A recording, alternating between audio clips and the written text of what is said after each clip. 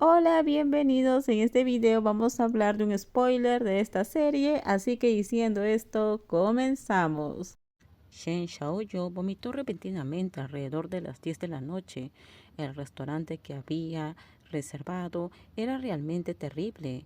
Cenó poco y empezó a tener hambre al despertarse.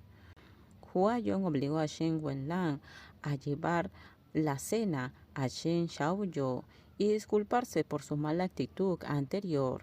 Shen Wenlan, por supuesto, no estaba contento con su temperamento. Si fuera cualquier otro momento, jamás cedería ante Shen Xiaoyu, ni siquiera bajo presión de Hua Yong.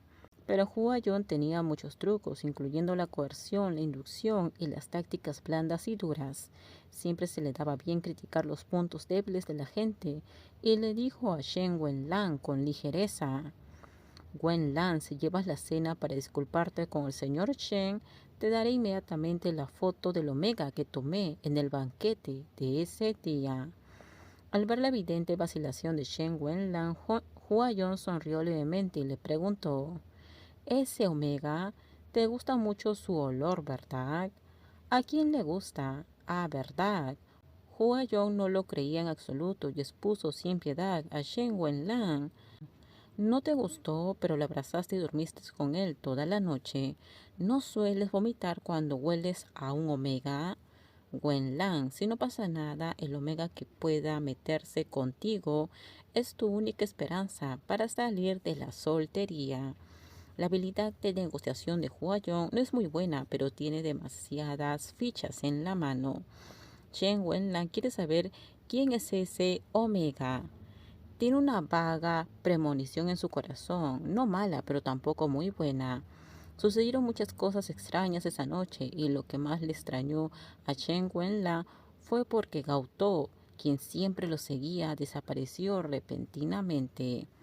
Podría ser, podría ser que Gautok y ese Omega enloquecido habían conspirado contra él, por eso le pidió la renuncia tan de repente y apresuradamente. No, no debería ser así, ¿cierto? Si Gauto realmente hubiera conspirado contra él junto a ese Omega que se metía con los demás, entonces no tenía por qué renunciar, sino que debería haberlo usado como moneda de cambio para sacar una gran ganancia.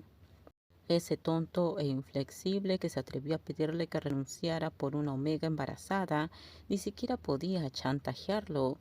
Al pensar en esto, Shen Wenla volvió a enojarse. No había visto a Gautú en 3 días.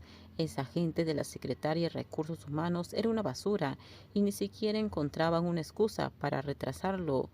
Su incompetencia lo hundía y solo podía estar ansioso viendo a Gautú, quien se había mudado a una oficina lejos de la suya, entregar su trabajo y abandonar la empresa por completo hace 3 días. El jefe del grupo de secretarias bromeó una vez diciendo que el secretario Gao era el extintor de incendios del presidente. Mientras estuviera allí, por muy irritable y enfadado que estuviera Shen Wenlan, solo se enojaría con él. Shen Wenlan tiene una personalidad extraña. Para el mundo exterior no es un jefe con el que sea difícil llevarse bien.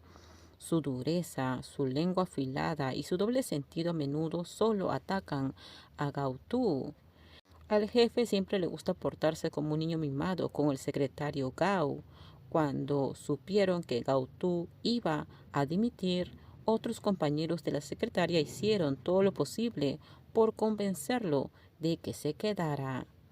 Secretario Gao, no se vaya, nuestro jefe lo valora mucho. Si yo fuera usted, sin duda me resistiría a irme.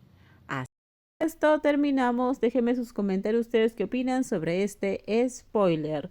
Por favor, si gustó el video, dale me gusta, suscríbanse. Bye bye.